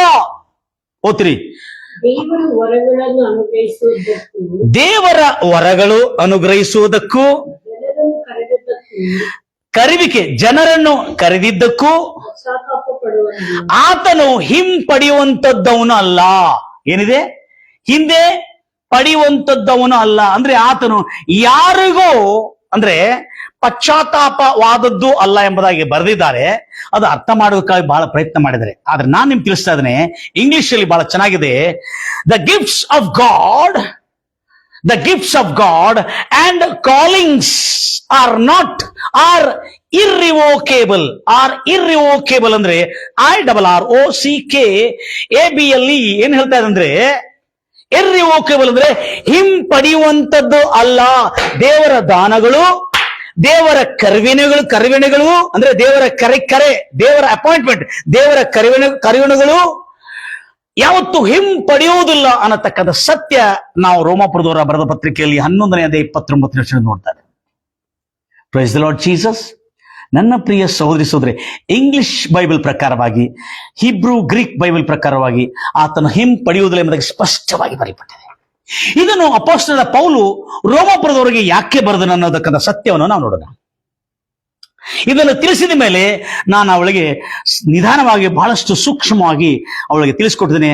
ದೇವರು ಕೆಟ್ಟದ್ದನ್ನು ಮಾಡುವಷ್ಟಕ್ಕೂ ಕೆಡುಕನು ಅಲ್ಲ ಎಂಬುದಾಗಿ. Praise Lord Jesus. ಅದಕ್ಕೆ ಓದ್ತಿರ ಮಾತನ್ನು ಯಾವುದನ್ನು? ರೋಮಾಪುರದವರ ಬರೆದ ಪತ್ರಿಕೆ 11ನೇ 29. ಈಗ ಈ ಮಾತನ್ನು ಯಾಕೆ ಹೇಳಿದ್ರಂದ್ರೆ, ಅಪೊಸ್ತಲನಾದ ಪೌಲು ದೇವರು ಕೊಟ್ಟಿದ್ದನ್ನು ಯಾವತ್ತು ಕಸಿದುಕೊಳ್ಳುವುದಿಲ್ಲ, ದೇವರು ಕರೆದಿದ್ದನ್ನು ಯಾವತ್ತು ಹಿಂಪಡೆಯುವುದಿಲ್ಲ ಎಂಬುದಾಗಿ ಯಾಕೆ ಹೇಳಿದಂದ್ರೆ, ಅಪೊಸ್ತಲನಾದ ಪೌಲು ಇದನ್ನು ಎಲ್ಲಿಂದ ತೆಗೆದುಕೊಂಡು ಬಂದ್ರೆ ಸಂಖ್ಯಾಕಾಂಡ 23 ಅರಣ್ಯಕಾಂಡ, ಸಂಖ್ಯಾಕಾಂಡ ಅಥವಾ ಅರಣ್ಯಕಾಂಡ ಅಂತ ಹೇಳ್ಬೋದು. ಅಲ್ಲಿಂದ ಈ ಸತ್ಯವನ್ನು ಆತನು ಪಡೆದಿದ್ದಾನೆ. ಅರಣ್ಯಕಾಂಡ 23 ಓದ್ತಿರೋರು. ನಿಶ್ಚಯವಾಗಿ ಯಾಕೋಬನಿಗೆ ವಿರೋಧವಾಗಿ ಶಕುನವಿಲ್ಲ, ನಿಶ್ಚಯವಾಗಿ ಯಾಕೋಬನಿಗೆ ವಿರೋಧವಾಗಿ ಯಾವ ಶಕುನವಿಲ್ಲ, ಇಸ್ರಾಯೇಲನಿಗೆ ವಿರೋಧವಾಗಿ ಯಾವ ಕಣಿ ಇಲ್ಲ, ಇಸ್ರಾಯೇಲರಿಗೆ ವಿರೋಧವಾಗಿ ಯಾವ ಕಣಿ ಇಲ್ಲ. ಕಾಲದವರೆಗೆ ದೇವರು ಏನು ಮಾಡಿದನೆಂದು ನಿಂದ್ರೆ ಬರ್ತೀನಿ ನಾನು ಸ್ವಲ್ಪ. ಹಲ್ಲೆಲೂಯಾ. ಓಕೆ ಕಮ್ಮಿ. ಈಗ ಬರೋಣ, ಇಲ್ಲಿಂದ ಬರೋಣ 19ನೇ ವಚನದಿಂದ. ಬಿಲಾಮ್ ಎಂಬ ಮಾಂತ್ರಿಕನು, ಇವನು ಮಾಟಮಂತ್ರ ಮಾಡುವನು. ಇವನು ಮಾಟಮಂತ್ರ ಮಾಡೋಡು ಬಿಲಿವರ್ ಇಲ್ಲದೆ ಅರ್ಥ ಮಾಡಿಕೊಡು. ಯಾಕಂದ್ರೆ ದೇವರ ಆತನಿಗೆ ಗದರಿಸಿದ್ದಾನೆ. ಇಸ್ರಾಯೇಲ್ ಜನಾಂಗವಾದ ನನ್ನ ಜನರನ್ನು ನೀನು ಶಪಿಸಬಾರದು ಅಂತ ಹೇಳಿ ಗದರಿಸಿದ. ನಾನು ಆಶೀರ್ವದಿಸಿದ ಜನವನ್ನು ನೀನು ಶಪಿಸಿದರೆ ನಿನ್ನ ಗತಿ ಏನಾಗ್ತದೆ ನಿನಗೆ ಗೊತ್ತಿದೆಯಾ ಅಂತ ಹೇಳಿದ ಕೂಡಲೇ ಈ ಬಿಲಾಮ್ ಎಂಬ ಈ ಮಾಂತ್ರಿಕನು ಹೇಳ್ತಾ ಇದ್ದಾನೆ, ಏನಂತ ಹೇಳ್ಕೊಂಡು, ಬಾಲಾಕ್ ಎಂಬ ಅರಸನು ಹೇಳ್ತಾನೆ, ಇಸ್ರಾಯೇಲ್ ಜನಾಂಗವನ್ನು ಶಪಿಸು. ಬಿಲಾಮ್ ಎಂಬ ಮಾಂತ್ರಿಕರಿಗೆ ಇಸ್ರಾಯೇಲ್ ಜನವನ್ನು ಶಪಿಸು, ಆಗ ನಾನು ಯುದ್ಧ ಮಾಡಿ ಇಸ್ರಾಯೇಲ್ ಜನಾಂಗವನ್ನು ಹತ ಮಾಡುತ್ತೇನೆ ಎಂಬುದಾಗಿ ಹೇಳ್ತಾನೆ. ಆಗ ಬಿಲಾಮ್ ಪ್ರವಾದಿ ಏನಂತ ಹೇಳ್ತಾ ಇದ್ದಾನೆ, ಬಿಲಾಮ್ ಮಾಂತ್ರಿಕನು, ಪ್ರವಾದಿ ಅಂತ ಹೇಳ್ತೀವಿ ನಾವು, ಬಿಲಾಮ್ ಮಾಂತ್ರಿಕನು, ದೇವರ ಪ್ರವಾದಿ ಅಲ್ಲ ಆತನು, ಬಿಲಾಮ್ ಮಾಂತ್ರಿಕನು, ದೇವರ ಪ್ರವಾದಿ ಅಲ್ಲದವನು, ದೆವ್ವಗಳ ಪ್ರವಾದಿ ಆಗಿರ್ತಕ್ಕಂಥವನು ಏನ್ ಹೇಳ್ತಾನೆ 19ನೇ ವಚನದಲ್ಲಿ, ಅರಣ್ಯಕಾಂಡ 23 ಅಥವಾ ಸಂಖ್ಯಾಕಾಂಡ 23:19 ಹೇಳ್ತಾನೆ, ಸುಳ್ಳಾಡುವುದಕ್ಕಾಗಿ ದೇವರು ಮನುಷ್ಯನಲ್ಲ ಮತ್ತು ದೇವರು ಪಶ್ಚಾತ್ತಾಪ ಅಂದ್ರೆ ದೇವರು ಹಿಂಪಡೆಯುವುದಕ್ಕಾಗಿ ಆತನು ನರಪುತ್ರನಲ್ಲ. ಒಂದು ಸಾರಿ ನುಡಿದಿದ್ದನ್ನು ಮಾಡದೇ ಇರುವನೇ, ಮಾತನಾಡಿದ್ದನ್ನು ಆತನು ಸ್ಥಾಪಿಸದೇ ಇರುವನೇ ಎಂಬುದಾಗಿ ಹೇಳಿದ. ನೆಕ್ಸ್ಟ್ ಇಗೋ, ಆಶೀರ್ವದಿಸುವುದಕ್ಕೆ ಅಪ್ಪಣೆ ಹೊಂದಿದ್ದೇನೆ. ದೇವರು ಆಶೀರ್ವದಿಸಿದ್ದನ್ನು, ಯೆಹೋವ ದೇವರು ಆಶೀರ್ವದಿಸಿದ್ದನ್ನು ನಾನು ಅದನ್ನು ಬದಲಾಯಿಸಲಿಕ್ಕೆ, English I cannot reverse it, I cannot withdraw it, ಅಂದ್ರೆ ನಾನು ಅದನ್ನು ಹಿಂಪಡೆಯಲಾಗುವುದಿಲ್ಲ. ದೇವರೇ ಆಶೀರ್ವದಿಸಿದ ಮೇಲೆ ಈ ಲೋಕದಲ್ಲಿ ಯಾವ ಮಾಂತ್ರಿಕನು ಕೂಡ, ಯಾವ ತಾಂತ್ರಿಕನು ಕೂಡ, ಯಾವ ಮಾಟಗಾರನು ಕೂಡ, ಈ ಲೋಕದ ಯಾವ ದುಷ್ಟ ಶಕ್ತಿಗಳು ಕೂಡ, ಯಾವ ದುಷ್ಟ ಪ್ರಭುತ್ವಗಳು ಕೂಡ ಅದನ್ನು ಹಿಂಪಡಿಲಿಕ್ಕಾಗುವುದಿಲ್ಲ. ದೇವರ ಆಶೀರ್ವಾದ ಮಾಡಿದೆ. ಈ ವಾಕ್ಯದ ಆಧಾರದ ಮೇಲೆ ಅಪೊಸ್ತಲ ಪೌಲು ರೋಮಾಪುರದಲ್ಲಿ ಬರೆದಿದೆ. ನನ್ನ ಪ್ರಿಯ ಸಹೋದರಿ ನಿಮ್ಮೆಲ್ಲರಿಗೆ ಒಂದು ಶುಭವಾರ್ತೆ, ದೇವರೆಲ್ಲ ಪಡ್ಕೊಂಡಿದೆ. ಆದ್ರೆ ಕಾರಣ ಏನು?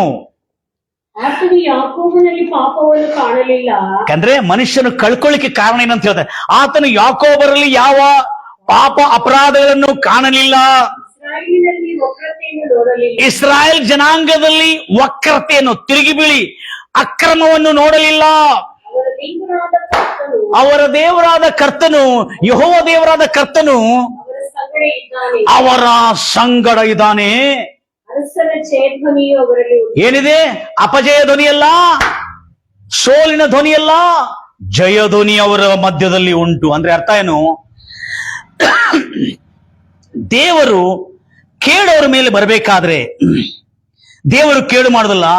ಅವರ ಪಾಪಗಳು ಅಪರಾಧಗಳು ಇದ್ದಿದ್ರೆ ಅವರ ಮೇಲೆ ಕೇಡು ದಾಳಿ ಮಾಡುತ್ತಿತ್ತು ಎಂಬುದಾಗಿ ಅನ್ಬಿಲೀವರ್, ಅನ್ಯ ಪ್ರವಾದಿ ಬಿಲಾಮ್ ಪ್ರವಾದಿ ಅಂತ ಹೇಳ್ತಾರೆ. ಅವನು ನಿಜವಾಗಲೂ ಮಾಂತ್ರಿಕನವನು, ಅವನು ಪ್ರವಾದಿ ಎಂಬುದಾಗಿ ಹೇಳಿದೆ. ಆತನು ದೆವ್ವಗಳ ಮಾಂತ್ರಿಕನು, ಆತನು ಅನ್ಯ ಪ್ರವಾದಿ ಆಗಿರ್ತಾನೆ. ವ್ಯಕ್ತಿ ಹೇಳ್ತಾ ಇದ್ದಾನೆ, I cannot change the God's blessing. I cannot reverse the God's blessing. I cannot withhold the God's blessing. ಅಂದ್ರೆ if God blessed them, none can curse them. ಆದ್ರೆ ಅಲ್ಲಿ ಹೇಳ್ತಾನೆ ಕೆಳಗೆ, ಒಂದು ವೇಳೆ ಇಸ್ರಾಯೇಲ್ ಜನಾಂಗದಲ್ಲಿ ಏನಾದ್ರೆ ಪಾಪ ಅಪರಾಧ ಇದ್ದಿದ್ರೆ ಅವ್ರಿಗೆ ಶಪಿಸೋದೇ ಬೇಡ, ಅವರೇ ಸತ್ಯನಾಶ ಆಗ್ತಾರೆ. ಅಂದ್ರೆ ಮನುಷ್ಯನಿಗೆ ಕೇಡು ಬರೋದು ಯಾವಾಗಂದ್ರೆ, ದೇವರೆಲ್ಲ ಕೇಡು ಮಾಡುದು ನಾವು ಮಾಡಿರುವ ಪಾಪ ದ್ರೋಹ ಅಪರಾಧಗಳ ನಿಮಿತ್ತ ನಮಗೆ ಕೇಡು ಬರ್ತದೆ ಹೊರತು ದೇವರು ನಮಗೆ ಕೇಡು ಮಾಡಲ್ಲ. ನನ್ನ ಪ್ರಿಯ ಸಹೋದರಿ ಸಹೋದರಿ, ಹಲ್ಲೆಲೂಯಾ. ಎಷ್ಟು ಆಸಕ್ತಿಯಿಂದ ಕೇಳುತ್ತಿರ್ತಕ್ಕಂಥ ನನ್ನ ಪ್ರಿಯ ಸಹೋದರಿ ಸಹೋದರೇ, ಹೌದು, ಹಿಂಪಡೆದಿಲ್ಲ. ದಯಮಾಡಿ ಎಲ್ಲ ವಚನಗಳು ಓದ್ಕೊಳ್ತೀರಿ. ರೋಮಾಪುರದವರು ಬರೆದ ಪತ್ರಿಕೆ 11ನೇ 29ನೇ ವಚನ. ತದನಂತರ ನಾವೇನ್ ನೋಡ್ತಾ ಇದ್ದೇವೆ? Praise Lord Jesus. ತದನಂತರ ನಾವು ನೋಡಿದೆ ಅಂದ್ರೆ ಸಂಖ್ಯಾಕಾಂಡ 23:19 21 ನೋಡ್ತಾ ಇದ್ದೇವೆ. ಆಮೇಲೆ ಹೇಳ್ತಾನೆ 23ನಲ್ಲಿ, ಇಸ್ರಾಯೇಲರಿಗೆ ವಿರೋಧವಾಗಿ ಯಾವ ಮಾಟ ಮಂತ್ರವಿಲ್ಲ, ಇಸ್ರಾಯೇಲಿಗೆ ವಿರೋಧವಾಗಿ ಯಾವ ಶಕುನವಿಲ್ಲ, ಅವನನ್ನು ಸೋಲಿಸಲಿಕ್ಕೆ ನಮಗೆ ಆಗುವುದೇ ಇಲ್ಲ ಎಂಬುದಾಗಿ ಹೇಳ್ತಾನೆ. ಬಾಲಕನಿಗೆ ಬಹಳ ಸಿಟ್ಟು ಬಂತು. ಬಾಲಕನ ಹೇಳ್ತಾನೆ ಬಿಲಾಮನಿಗೆ, ಬಾಲಕ ಅರಸನು ಹೇಳ್ತಾನೆ, ಬಿಲಾಮೆ ಅವರು ಶಪಿಸು ಅಂತ ಹೇಳ್ತಾನೆ. No no no, neither accurse them at all, not bless them. Hallelujah. ನಾನು ಅವನು ಶಪಿಸಲು ಕೂಡ ನನಗೆ ಅಧಿಕಾರ ಇಲ್ಲ, ನಾನು ಆಶೀರ್ವದಿಸಲು ಕೂಡ ನನಗೆ ಆಗಲ್ಲ ಎಂಬುದಾಗಿ ಇಲ್ಲಿ ನಾವು ಕಾಣ್ತೇವೆ. ನನ್ನ ಪ್ರಿಯ 24 ಓದ್ರಿ. Look the people are rising like. ಓದ್ರಿ 24, 23:24. ಆ ಜನಾಂಗದವರು, ಯಾವ ಜನಾಂಗದವರು? ಇಸ್ರಾಯೇಲ್ ಜನಾಂಗದವರು ಪ್ರಾಯದ ಸಿಂಹದಂತೆ ಎದ್ದು ಮೃಗೇಂದ್ರನಂತೆ ನಿಂತಿದ್ದಾರೆ.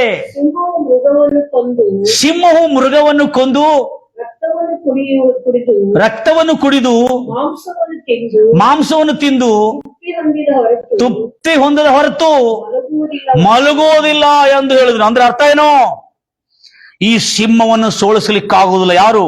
ಇಸ್ರಾಯೇಲ್ ಜನಾಂಗವನ್ನು ಸೋಲಿಸಲಿಕ್ಕಾಗುವುದಿಲ್ಲ, ಇಸ್ರಾಯೇಲ್ ಜನಾಂಗವನ್ನು ಶಪಿಸಲಿಕ್ಕಾಗಲ್ಲ ಎಂಬುದಾಗಿ. ಈಗ ಇದನ್ನೆಲ್ಲ ತಿಳಿಸಿದ್ಕೊಳ್ಳೆ ಇಲ್ಲೇ ದೇವರು ಹಿಂಪಡೆಯುವಂತ ಮನುಷ್ಯ ಚಿಲ್ಲರೆ ಬುದ್ಧಿ ಇಲ್ಲ ಆತನಿಗೆ. ಮನುಷ್ಯ ಬೇಕಾದ್ರೆ ಕೊಟ್ಟಿದ್ದು ಬಂದು ಮನೆಗೆ ವಾಪಸ್ ಇಸ್ಕೊಂಡು ಹೋಗ್ತಾನೆ. ಆದ್ರೆ ದೇವರು ಅಂತ ದುರ್ಬುದ್ಧಿ, ಅಂತ ಚಿಲ್ಲರ ಬುದ್ಧಿ ಇಲ್ಲ. ದೇವರು ಮನುಷ್ಯನೆಲ್ಲ ಕೊಟ್ಟಿದ್ದನ್ನು ತಿರುಗಿ ಕಸ್ಕೊಳ್ಳೋದಕ್ಕಾಗಿ ಮತ್ತು ಕರುವಿಕೆಯನ್ನು ಮತ್ತು ತಿರುಗಿ ವಾಪಸ್ಸನ್ನು ಕೊಡೋದಕ್ಕಾಗಿ ಆತನು ಅಂತ ಮನುಷ್ಯನಲ್ಲ, ಆತನು ನೀತಿವಂತನ ನಂಬಿಕಸ್ಥನಾಗಿದೆ. ಬೈಬಲ್ ಅಲ್ಲಿ ತೋರಿಸ್ಕೊಟ್ಟಿದ್ದೀನಿ. ಈಗ ಯೋಬನ ಪುಸ್ತಕದಲ್ಲಿ ಇದ್ದ ಮಾತು ನಾವು ನೋಡ್ತಾ ಇದ್ದೇವೆ. ಯೋಬನ ಪುಸ್ತಕದಲ್ಲಿ ದೇವರು ಕೆಟ್ಟದನ್ನು ಮಾಡ್ಯಾನೆಂಬ, ಅನ್ಯಾಯವನ್ನು ನಡೆಸ್ಯಾನೆಂಬ ಆಲೋಚನೆ ಕೂಡ ನಿಮಗೆ ಬರಬಾರದು. ಅದು ಅನ್ಯಾಯವನ್ನು ನಡೆಸ್ಯಾನೆಂಬ ಆಲೋಚನೆ ಬಂದ್ರೆ ನಾವು ದೇವರನ್ನು ಆರೋಪಿಸ್ತಾ ಇದ್ದೇವೆ ಅಂತ ಅರ್ಥ. ಅದಕ್ಕಾಗಿ ನನ್ನ ಪ್ರಿಯ ಸಹೋದರಿ ಯೋಬನ ಪುಸ್ತಕ 34ನೇ ಅಧ್ಯಾಯ, ಯೋಬನ ಪುಸ್ತಕ 34ನೇ ಅಧ್ಯಾಯ, ಗಂಭೀರವಾಗಿ ಹೇಳ್ತಿಲ್ವಯ್ಯ? ಯೋಬನ ಪುಸ್ತಕ 34ನೇ ಅಧ್ಯಾಯ 10ರಿಂದ 12ವರೆಗೆ ಓದ್ತೀರಿ ಬೇಗನೆ. ಹೀಗಿರಲು ಬುದ್ಧಿವಂತರು ಯಾರು ಹೇಳ್ತಾ ಇದ್ದಾರೆ? ಇದು ಯೋಬನ ಜೊತೆಯಲ್ಲಿ ಮತ್ತು ಯೋಬನಿಗೆ ಕಡೆ ಬಂದಿರತಕ್ಕಂಥ 3 ಜ್ಞಾನಿಗಳು ಸ್ನೇಹಿತರ ಜೊತೆಯಲ್ಲಿ ಎಲಿಹು ಎಂಬ 4ನೇ ಸ್ನೇಹಿತ, ನೆನ್ಪಿಟ್ಕೊಡ್ರಿ. ಈ ಯೋಬನ ಪುಸ್ತಕದಲ್ಲಿ 4ನೇ ಸ್ನೇಹಿತನಾದ ಎಲಿಹು ಸರಿಯಾದ ಉಪದೇಶವನ್ನು ಕೊಟ್ಟಿದ್ದಾನೆ. ಯಾಕಂದ್ರೆ ಯೋಬನು ಕೂಡ ಮಿಸ್ಅಂಡರ್ಸ್ಟ್ಯಾಂಡಿಂಗ್ ಮಾಡ್ಕೊಂಡ್ರೆ, ಯೋಬನ ಕಡೆ ಬಂದಿರತಕ್ಕಂಥ ವಿದ್ವಾಂಸರು, ವಿಜ್ಞಾನಿಗಳಾದ ಸ್ನೇಹಿತರು ಕೂಡ ದೇವರನ್ನು ಮಿಸ್ಅಂಡರ್ಸ್ಟ್ಯಾಂಡಿಂಗ್ ಮಾಡ್ಕೊಂಡಿದ್ದಾರೆ. ಗಂಭೀರವಾಗಿ ಹೇಳ್ತಾರಲ್ವಯ್ಯ? Praise Lord Jesus. ಮನಪೂರ್ವಕ ಹೇಳ್ತೀನಿ. ನೆಕ್ಸ್ಟ್ ಈಗ ಓದ್ತೀರಿ. ಹೀಗಿರಲು ಬುದ್ಧಿವಂತರೇ ನನ್ನ ಮಾತುಗಳನ್ನು ಕೇಳಿರಿ. ಎಲಿಹು ಹೇಳ್ತಾ ಇದ್ದಾನೆ, ಎಲಿಹು ಎಂಬುದನ್ನು ಹೇಳ್ತಾನೆ, ನನ್ನ ಮಾತುಗಳನ್ನು ಕೇಳಿರಿ. ದೇವರು ಕೆಟ್ಟದನ್ನು ಮಾಡ್ಯಾನೆಂಬ ಯೋಚನೆಯು, ಸರ್ವಶಕ್ತನು ಅನ್ಯಾಯವನ್ನು ಮಾಡ್ಯಾನೆಂಬ ಭಾವನೆಯು ನಿನ್ನಿಂದ ದೂರವಾಗಿರ್ಲಿ. ನೆಕ್ಸ್ಟ್. ಸರ್ವಶಕ್ತನಾದ ದೇವರು ಯಾವತ್ತೂ ಅನ್ಯಾಯವನ್ನು ಮಾಡುವುದಿಲ್ಲ. ಆದರೆ ಮನುಷ್ಯನು ತಾನು ಮಾಡಿರುವ ದುಷ್ಕೃತ್ಯಗಳ ನಿಮಿತ್ತ ಅವನಿಗೆ ಅದರ ಫಲವನ್ನು ಹೊಂದುತ್ತಾನೆ ಮತ್ತು ಅವನು ಏನು ಬಿತ್ತುತ್ತಾನೆ ಅದನ್ನು ಕೊಯ್ತಾನೆ ಎಂಬುದಾಗಿ ಅದರ 11ನೇ ವಚನದಲ್ಲಿ ಬರಬೇಕು. ನೆಕ್ಸ್ಟ್ ಕೊನೆದೇನು ಬರೆದಿದೆ ಅಂದ್ರೆ, ದೇವರು, ಹೌದು, ಇಂಗ್ಲಿಷಲ್ಲಿ ಶೂರ್ಲಿ, ಖಂಡಿತವಾಗಿ ದೇವರು ಕೆಟ್ಟದನ್ನು ಮಾಡೋದೇ ಇಲ್ಲ, ಅನ್ಯಾಯವನ್ನು ಹೆಚ್ಚಿಗೂ ನಡೆಸೋದೇ ಇಲ್ಲ ಎಂಬುದಾಗಿ ಅದೇ ಯೋಬನ ಪುಸ್ತಕದಿಂದ ಬೋಧಿಸಿರ್ತಕ್ಕಂಥ ಸುಳ್ಳು ಬೋಧಕರಿಂದ ಜಾಗರೂಕರಾಗಿರ್ತಾರೆ. ಅದೇ ಯೋಬ ಪುಸ್ತಕದಲ್ಲಿ ನಾನು ಸತ್ಯವನ್ನು ತೋರಿಸಿದ್ದೇನೆ. ಯೋಬನನ್ನು ಗದರಿಸಿ ಯೋಬನನ್ನು ಸನ್ಮಾರ್ಗಕ್ಕೆ ನಡೆಸಿದ್ದಾನೆ.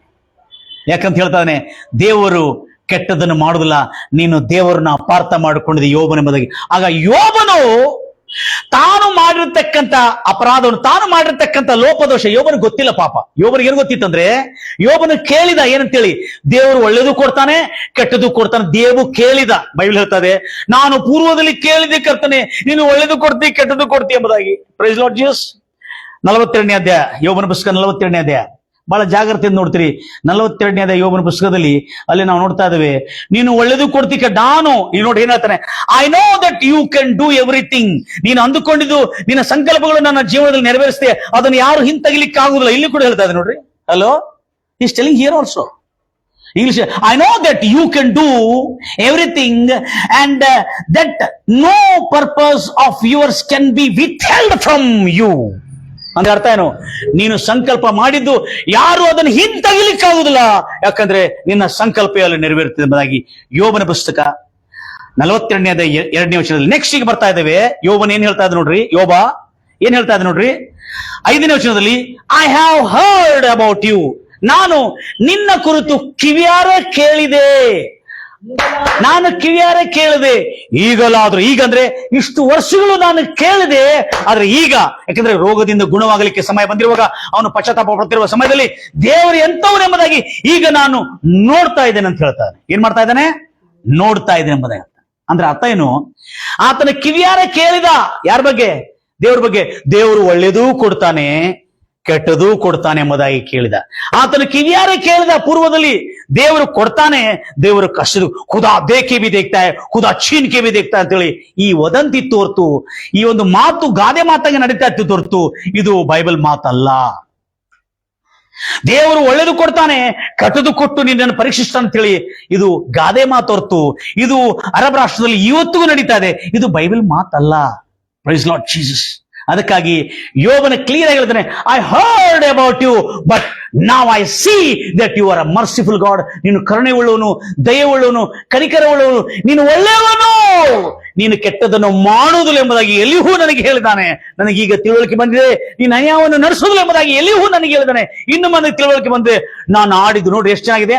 6ನೇ ವರ್ಷದಲ್ಲಿ ನಾನು ದೇರ್ ಫೋರ್, ಅದುದರಿಂದ I abhor myself, therefore ಅಂದ್ರೆ ಅದುದರಿಂದ ನಾನು ಮಾತಾಡಿದ್ದನ್ನು ನಾನು ಅಸಹಿಸಿಕೊಳ್ತಾ ಇದ್ದೇನೆ.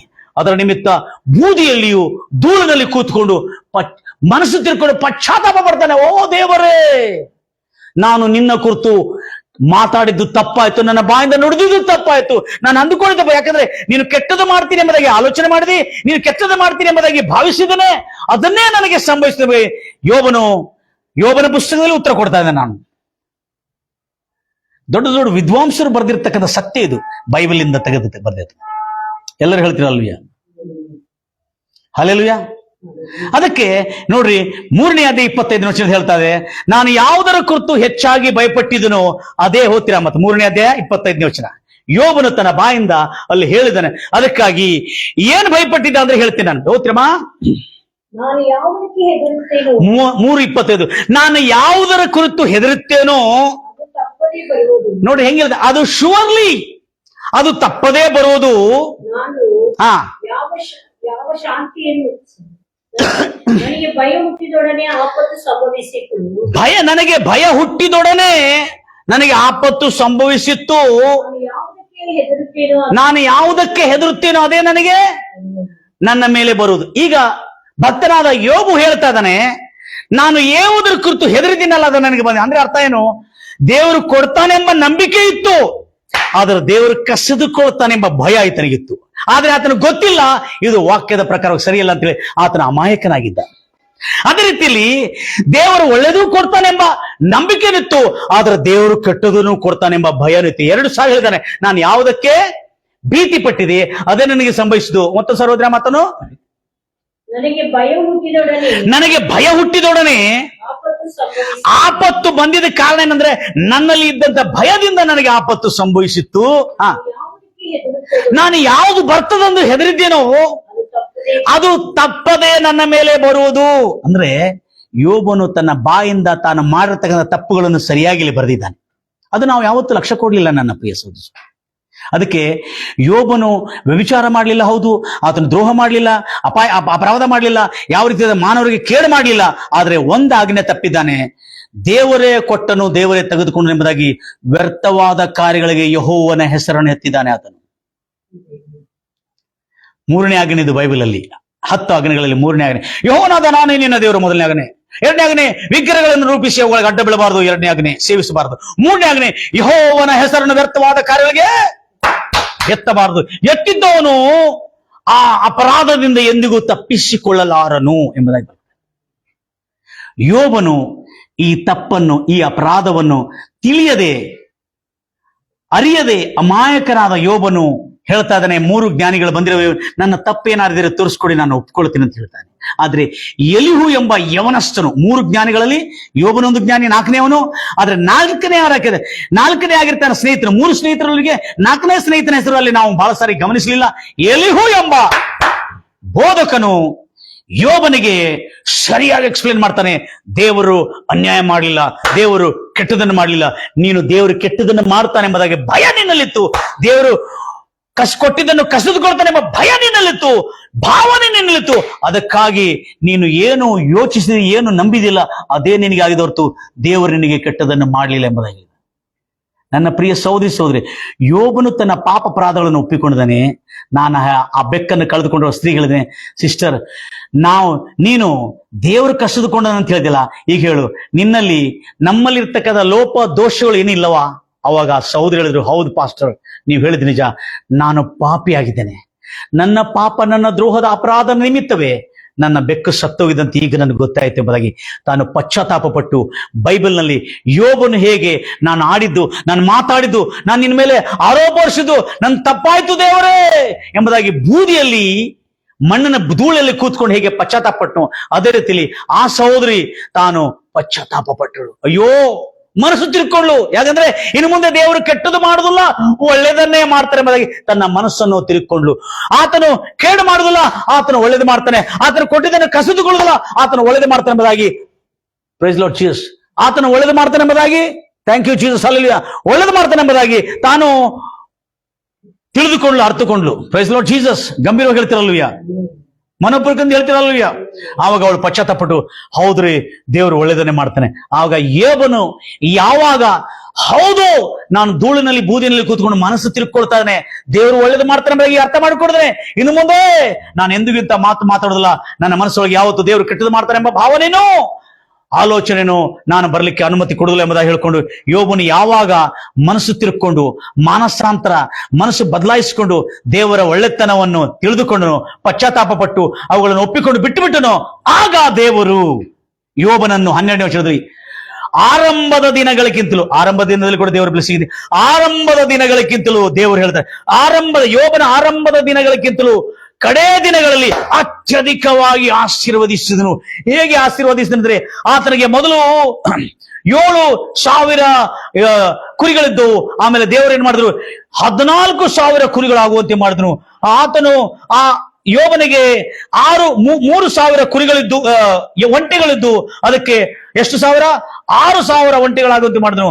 1,000 ಎತ್ತು, ಜೋಡಿ ಎತ್ತುಗಳಿದ್ದು, ಅದು ದೇವರು 2ರಷ್ಟಾಗಿ ಮಾಡಿದನು. ಮತ್ತು 1,000 ಹೆಣ್ಣು ಕತ್ತಿಗಳಿತ್ತು, ಅದು ಕೂಡ 2ರಷ್ಟಾಗಿ ಆಶೀರ್ವದಿಸಿ, ಅವನು ಕಳ್ಕೊಂಡಿದ್ದೆಲ್ಲ ತಿರುಗಿ 2ರಷ್ಟಾಗಿ ಅನುಗ್ರಹಿಸಿ ಆತನಿಗೆ ಬೈಬಲ್ ಹೇಳ್ತಾದೆ, ಆತನು ಮತ್ತು ತಿರುಗಿ 10 ಸತ್ತೋಗಿರುವ 10 ಮಕ್ಕಳನ್ನು ತಿರುಗಿ ಆತನು ಪಡ್ಕೊಂಡನು. ಅಷ್ಟೇ ಅಲ್ಲದೆ ಮಕ್ಕಳು, ಮೊಮ್ಮಕ್ಕಳು, ಮರಿಮಕ್ಕಳು 4 ತಲೆಮಾರುವರೆಗೂ ಆತನು ಬದುಕಿ ತೃಪ್ತಿಯುಳ್ಳ ದೀರ್ಘಾಯುಧ ಬದುಕಿ ಆತನು ಈ ಲೋಕದ ಯಾತ್ರೆಯನ್ನು ಮುಗಿಸಿದ. ನನ್ನ ಪ್ರಿಯ ಸಹೋದರಿ ಸಹೋದರೇ, ಯೋಬನಿಗೆ ಮಧ್ಯದಲ್ಲಿ ಆಗಿದ್ದು ದೇವರೆಲ್ಲ ಮಾಡಿದ್ದು.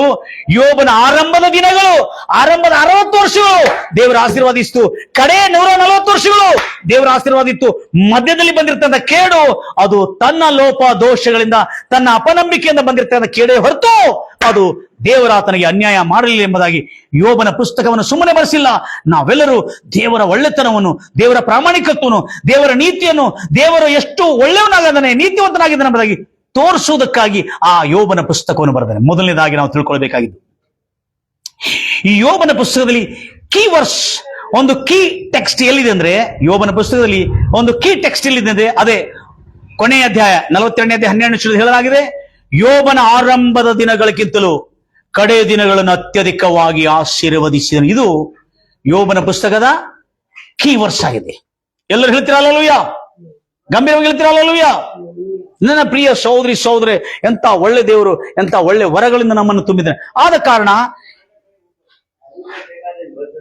ಈ ಸತ್ಯವನ್ನು ನಾವು ಗಮನಿಸೋಣ. ಅದಕ್ಕಾಗಿ ಈ ಸತ್ಯದಿಂದ ಅನೇಕ ಜನರು ವಂಚಿತರಾಗಿ ದೇವರು ಅನ್ಯಾಯ ಮಾಡಿದಾನೆ ಎಂಬುದಾಗಿ ಹೇಳ್ಕೊಂಡು ಅನೇಕ ಜನ ಯೇಸುವನ್ನು ಅಪಾರ್ಥ ಮಾಡಿಕೊಳ್ಳಿಕ್ಕೆ ಕಾರಣ ಅಂದ್ರೆ, ಕೆಲವು ಅಮಾಯಕ ಬೋಧಕರು, ಕೆಲವು ಅಧಿಕ ಪ್ರಸಂಗಿಗಳು ದೇವರು ಕೊಟ್ಟಿದ್ದನ್ನು, ನೀವು ದೇವರಿಗಿಂತ ಹೆಚ್ಚಾಗಿ ಪ್ರೀತಿಸಿದನ್ನು, ದೇವರಿಗಿಂತ ಹೆಚ್ಚಾಗಿ ಪ್ರೀತಿ ಕೊಟ್ರೆ ನೀವು ಯಾರನ್ನು ಹೆಚ್ಚಾಗಿ ಪ್ರೀತಿಸ್ತಾರೋ ಅದನ್ನು ದೇವರು ಕಸಿದುಕೊಂಡು ಬಿಡ್ತಾರೆ ಎಂಬುದಾಗಿ ಹೇಳಿರುವ ದುರ್ಬೋಧನೆ ನಿಮಿತ್ತ ಅನೇಕ ಜನ ಹಿಂಜರಿದೋಗ್ತಾರೆ. ನನ್ನ ಪ್ರಿಯ ಸಹೋದರರು, ಕಣ್ಣ ಮುಚ್ಚನ ಪ್ರಾರ್ಥಿಸೋಣ. ಇವತ್ತು ದೇವರೇ, ಯೋಬನು ಹೇಗೆ ಪಶ್ಚಾತ್ತಾಪ ಪಟ್ಟು ಮನಸ್ಸು ತಿಳ್ಕೊಂಡು, ಹಾಗೆ ನಾವು ಕೂಡ ಮನಸ್ಸು ತಿಳ್ಕೊಳ್ಳೋಣ. ದೇವರು ಕೆಟ್ಟದನ್ನು ಮಾಡುದಿಲ್ಲ. ದೇವರೇ ರಾಜ, ನಾನು ಮನಸ್ಸು ತಿಳ್ಕೊಳ್ತೇನೆ, ಮೊದಲು ಕೆಟ್ಟದ್ದು ಮಾಡ್ತಾನೆ ಎಂಬುದಾಗಿ ಮನಸ್ಸಿತ್ತು, ಈಗ ಅದರಿಂದ ತಿರುಗಿಕೊಂಡು ದೇವರು ಒಳ್ಳೆದನ್ನೇ ಮಾಡ್ತಾನೆ, ದೇವರು ಕೊಟ್ಟಿದ್ದನ್ನು ಕಸಿದುಕೊಳ್ತಾನೆ ಎಂಬ ಮನಸ್ಸಿತ್ತು. ಆ ಮನಸ್ಸಿನಿಂದ ತಿರುಗಿಕೊಂಡು ಇನ್ನು ಮುಂದೆ ದೇವರು ಕೊಡ್ತಾನೆ ಹೊರತು ಕಸಿದುಕೊಳ್ಳುದಿಲ್ಲ. ನಾವು ಕಳ್ಕೊಳ್ತೀವಿ ಹೊರತು ದೇವರು ಕಸಿದುಕೊಳ್ಳುತ್ತಿಲ್ಲ ಅನ್ನತಕ್ಕಂಥ ಸತ್ಯವು ಕರ್ತನೆ ಇವತ್ತು ನಾವು ಕೂಡ ತಿಳಿದಿದ್ದು ಕರ್ತನೆ. ನನ್ನನ್ನು ಕೇಳ್ತಿರೋದು ಎಲ್ಲ ನನ್ನ ಪ್ರಿಯ ಸಹೋದರಿ ತಿಳ್ಕೊಂಡಿದ ರಾಜ, ಆತನು ಕೊಡುವನೇ ಹೊರತು ಕಸಿದುಕೊಳ್ಳುವುದಿಲ್ಲ. ಅದಕ್ಕಾಗಿ ಆತನು ನಾವು ಮಾಡಿರುವ ಪಾಪ, ನಾವು ಮಾಡಿರುವ ದ್ರೋಹ, ನಾವು ಮಾಡುವ ಅಪರಾಧಗಳೊಂದು ಇರುವುದಾದ್ರೆ ದೇವರ ಹತ್ರ ಬಂದು, ಹೌದು ರಾಜ, ನನ್ನ ತಪ್ಪು ನನ್ನ ಅಪರಾಧಗಳಿಂದ ಆಗಿದೆ ಎಂಬುದಾಗಿ ನೀನು ಒಪ್ಪಿಕೊಂಡು ಅರಿಕೆ ಮಾಡೋದ್ರೆ, ಯೇಸು ಕ್ರಿಸ್ತನು ನಿನ್ನ ಪಾಪ ಅಪರಾಧಗಳನ್ನು ಕ್ಷಮಿಸಿ, ನಿನ್ನ ಶಾಪ, ರೋಗ, ವ್ಯಾಧಿಗಳು, ನಿನ್ನ ಕೇಡನ್ನೆಲ್ಲ ತನ್ನ ಮೇಲೆ ಹೊತ್ತುಕೊಂಡು ನಿನಗೆ ಆಶೀರ್ವಾದ, ಸುಖ, ಶಾಂತಿ, ಸಮಾಧಾನ, ಆನಂದ, ಹರ್ಷ, ಬದುಕು ದಿನಗಳೆಲ್ಲ ಸುಖದಲ್ಲಿಯೂ ವರ್ಷಗಳು ಹರ್ಷದಲ್ಲಿಯೂ ಎಂಬುದಾಗಿ ವಾಕ್ಯದ ಹೇಳಿದಂತೆ ಯೋಬನಿಗೆ ಉತ್ತರಿಸುತ್ತಾನೆ. ಯೋಬನೇ, ದೇವರ ಮಾತನ್ನು ಕೇಳಿ, 36ನೇ ಅಧ್ಯಾಯ 10ನೇ ವರ್ಷದಲ್ಲಿ ನೋಡ್ತಾ ಇದ್ದೇವೆ. ದೇವರ ಮಾತನ್ನು ಕೇಳಿ, ಸರ್ವಶಕ್ತನ ಮಾತನ್ನು ಕೇಳಿ ನೀನು ಮನಸ್ಸು ತಿರುಗಿಕೊಂಡು ನೀನು ದೇವರನ್ನು ಸೇವಿಸಿ ದೇವರನ್ನು ಅನುಸರಿಸುವುದಾದ್ರೆ ನಿನ್ನ ದಿವಸಗಳು ಸುಖದಲ್ಲಿಯೂ ನಿನ್ನ ವರ್ಷಗಳು ಸಂತೋಷದಲ್ಲಿಯೂ ಪೂರೈಸುತ್ತಿ ಎಂಬುದಾಗಿ ಯೋಬನಿಗೆ ಎಲಿಹು ಯೋಬನ ಪುಸ್ತಕದಿಂದಲೇ ನಾನು ಉತ್ತರ ಕೊಡ್ತಾ ಇದ್ದೆ. ನನ್ನ ಪ್ರಿಯ ಸಹೋದರೇ, ಈ ಒಂದು ಕಾರ್ಯವನ್ನು ಕರ್ತನೆ ನಿನ್ನ ಸಮ್ಮುಖದಲ್ಲಿ ನಾವು ತಂದಿದ್ದ ರಾಜ. ಹೌದು ರಾಜ, ಇವತ್ತು ನಮ್ಮೆಲ್ಲರಿಗೆ ನಂಬಿಕೆ ಆಗಿದೆ. ನಿನ್ನ ಮಾತನ್ನು ಕೇಳಿ ಅದರ ಪ್ರಕಾರವಾಗಿ ನಡೆದವನಿಗೆ ಅವನ ದಿನಗಳು ಸುಖದಲ್ಲಿಯೂ ಅವನ ವರ್ಷಗಳು ಸಂತೋಷದಲ್ಲಿ ತುಂಬಿ ಬರುವುದು, ಪೂರೈಸುವನು, ಅವನು ತೃಪ್ತಿಯುಳ್ಳ ದೀರ್ಘವನ್ನು ಪಡಿತಾನೆ.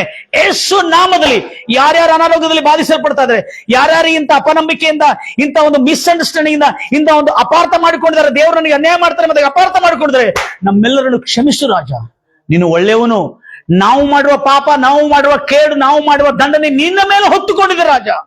ನೀನು ನನ್ನ ಶಾಪ, ನನ್ನ ರೋಗ, ನನ್ನ ವ್ಯಾಧಿಗಳು, ನನ್ನ ದರಿದ್ರ, ನನ್ನ ಬಡತನವನ್ನು ರಾಜ ಶಿಲುವೆ ಮೇಲೆ ಹೊತ್ತುಕೊಂಡು ನನಗೆ ಮೇಲು ಮಾಡದೆ ಹೊರತು ನನಗೆ ಕೇಡು ಮಾಡಿಲ್ಲ ಎಂಬುದಾಗಿ ಯೇಸು ಕ್ರಿಸ್ತು ನಾಮದಲ್ಲಿ ಭೂಲೋಕಕ್ಕೆಲ್ಲ ಈ ಸತ್ಯವು ಹಂಚಲ್ಪಡಲಿ ರಾಜ. ನಮ್ಮ ಪ್ರಾರ್ಥನೆ ಕೇಳಿದಕ್ಕೆ ಸ್ತೋತ್ರ ಕರ್ತನೆ. ಎಷ್ಟೋ ದಿನಗಳಿಂದ ರಾಜ ಇದನ್ನ ಸತ್ಯವನ್ನು ನಾನು ಪ್ರೆಸೆಂಟ್ ಮಾಡಬೇಕೆಂಬ ಪ್ರಯತ್ನ ಮಾಡಿದ ರಾಜ. ಇವತ್ತು ಕರ್ತನೆ ಆ ಸತ್ಯವನ್ನು ನಿನ್ನ ಸಮ್ಮುಖ, ನಿನ್ನ ಮಕ್ಕಳ ಮಧ್ಯದಲ್ಲಿ ಅದನ್ನು ಅರ್ಪಿಸೋದಕ್ಕಾಗಿ ಸಹಾಯ ಮಾಡೋದಕ್ಕಾಗಿ ನಿನಗೆ ಸ್ತೋತ್ರ. ಯೋಬನು ಯಾವಾಗ ತನ್ನ ಪಶ್ಚಾತ್ತಾಪಟ್ಟು ಇದು ದೇವರೆಲ್ಲ ನನಗೆ ಕೇಡು ಮಾಡಿದ್ದು, ನನ್ನ ಲೋಪ, ನನ್ನ ದೋಷ, ನಾನು ಮಾತಾಡಿರುವುದರಿಂದ ನನಗೆ ಕೇಡು ಬಂದಿದ್ದು, ಯಾಕಂದ್ರೆ ಬಾಯಿಂದ ಬಂದಿರುವ ಮಾತೇ ನನಗೆ ತೀರ್ಪಾಯ್ತು. ಜೀವವು ಮರಣವು ನಾಲ್ಗೆ ವಶದಲ್ಲಿದೆ, ಸೈತಾನ ವಶದಲ್ಲಿ ಕೂಡ. ಮತ್ತೊಂದು ಹರಾಸು ಹೇಳ್ತಾರೆ, ಜೀವವು ಮರಣವು ದೇವರ ವಶದಲ್ಲಿ ಕೂಡ ಇಲ್ಲ, ನಿನ್ನ ನಾಲಿಗೆ ವಶದಲ್ಲಿ ಎಂಬುದಾಗಿ ಕರ್ತನ ವಾಕ್ಯವು ಸಂಪೂರ್ಣವಾಗಿ ಸ್ಪಷ್ಟವಾಗಿ ಬರಲ್ಪಟ್ಟಿದೆ.